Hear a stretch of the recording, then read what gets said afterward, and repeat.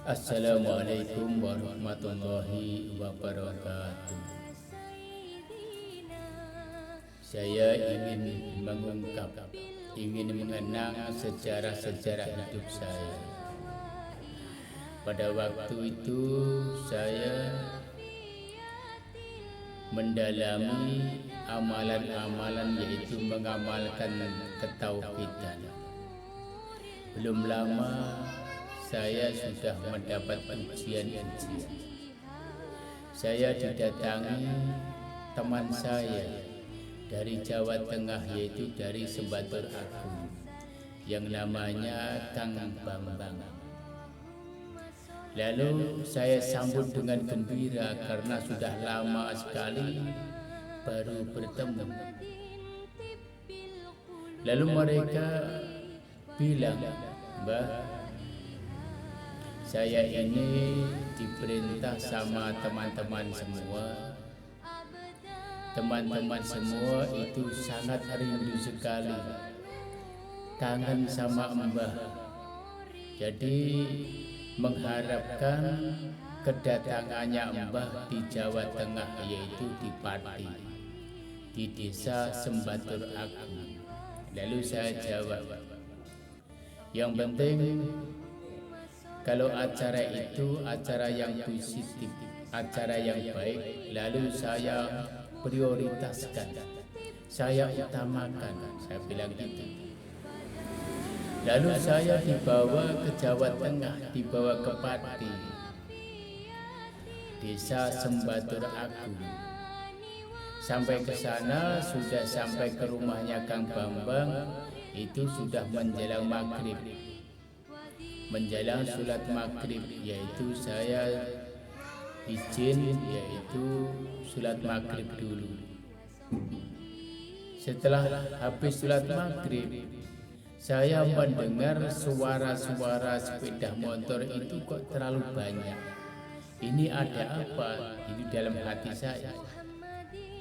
Karena sudah kebiasaan saya ini kalau sholat maghrib itu sambil menunggu waktu sholat isya, itu saya manfaatkan, saya buat pikiran.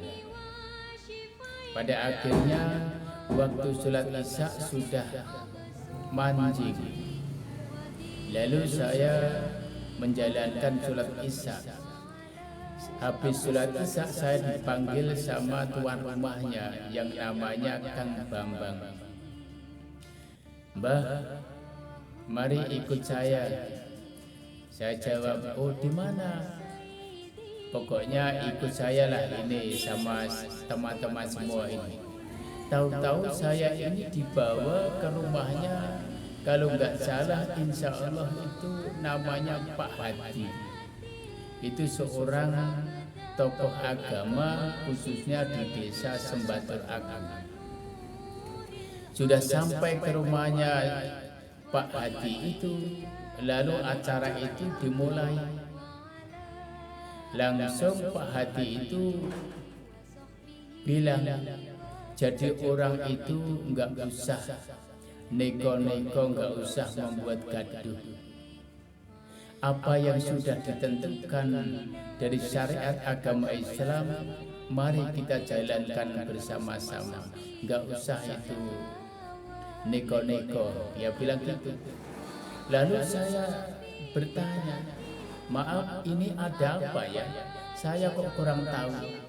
Pada akhirnya ya namanya Pak Hadi, seorang tokoh agama itu, dia jawab, "Oh, ini loh Mbah.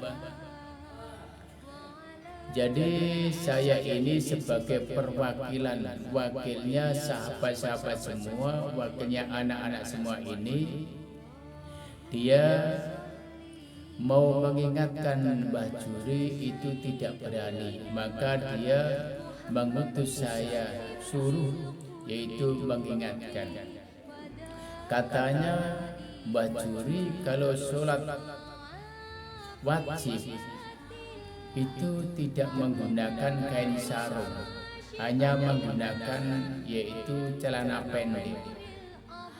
Yang kedua, katanya Mbah Juri setiap malam itu keluar mendatangi semak-semak gerumbul-gerumbul yang angker itu.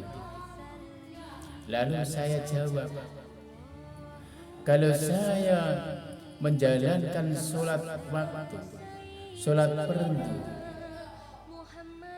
saya selama sudah mendapat kewajiban sholat sampai sekarang ini, saya tidak pernah menggunakan katok cekak, menggunakan celana pendek, itu saya tidak pernah. Itu hanya fitnah aja, orang yang tidak suka sama saya bilang gitu. Yang kedua, kalau setiap malam saya ini keluar mendatangi semak-semak dan gerumbul-gerumbul yang angker, itu pun salah.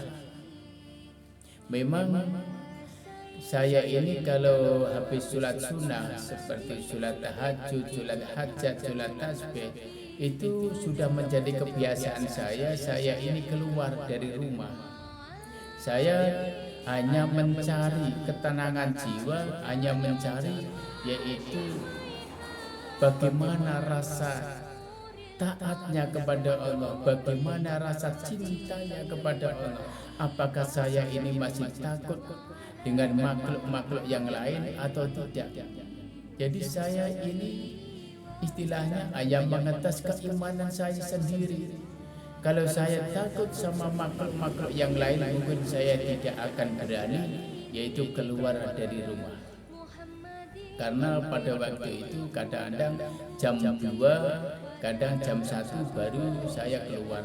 Kadang-kadang saya keluar yaitu di makom-makomnya para kekasihnya Allah, seperti makomnya para wali. Saya ini hanya sendirian. Karena apa? Kalau saya membawa teman, itu kadang-kadang saya wiridan baru sebentar aja teman saya sudah sudah ngajak pulang atau gimana.